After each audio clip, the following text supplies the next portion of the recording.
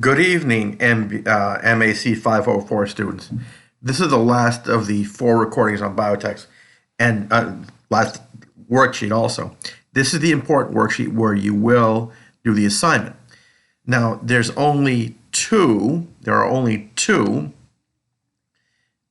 This is, first of all, I got this from Edgar. This is the 2019 10K for Gilead. Okay.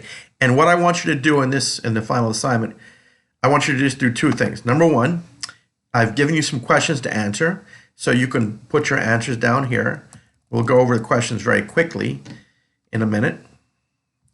And then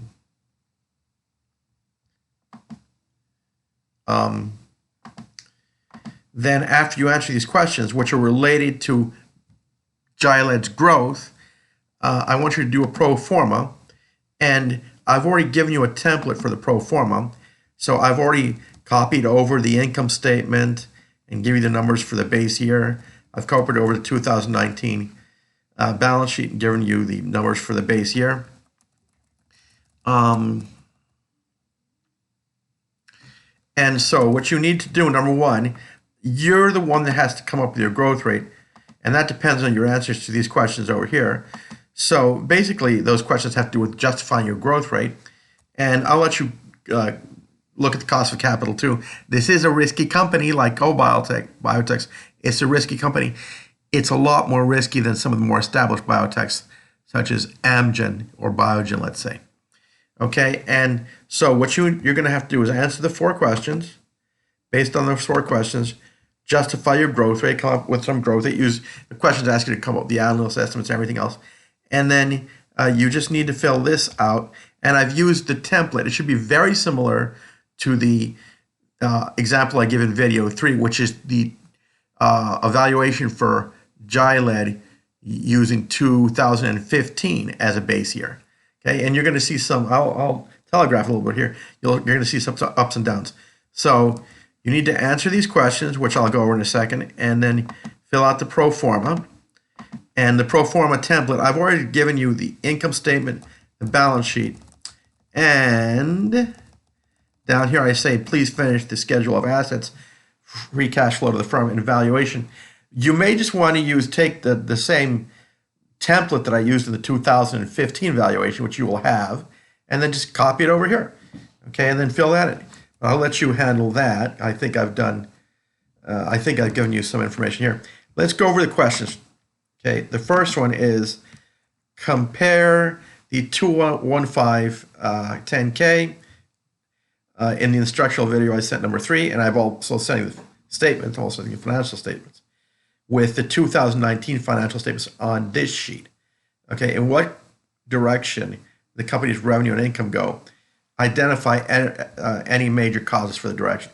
Obviously, I wouldn't be asking this if there weren't a change in some direction. Okay, was the model that I provided in 2015, was it built, was it way off? Was it off? And in what manner? Okay, how could the assumptions underlying that model, I should put the 2015 model that I provide you both in a video 3, I point out there, both in video 3 and in worksheet number 3, how could the assumptions underlying the 2015 model have been changed? Okay, so obviously it comes up with something I just come up with something using, the regular 1-year growth rate and all that. But how could that have been changed maybe? You may want to play some quick what-if analysis of that. Now, does Gilead have any drugs in any stage of development for new, they do research and development for new drugs. They also do research and development to get a drug approved for a different treatment that it was intended for. So if you have a drug that's treating psoriasis, and it's not approved for arthritis, you still have to go through the same basic 3-stage FDA process for the drug to get approval for the drug to treat arthritis. Okay, and the question here is, do any drugs in various stages of development, or even drugs that are in the market. Are there any ones that, one or two in particular, that could change the company's fortune? And here I say, please justify your growth rate that you use in the super growth model over here. So I'm basically, you choose the growth rate here and justify it for these questions. You can use analyst estimates along with the information from other sources. Include some data in your stuff, just basic data. You know, if there is a drug you see based on just estimates or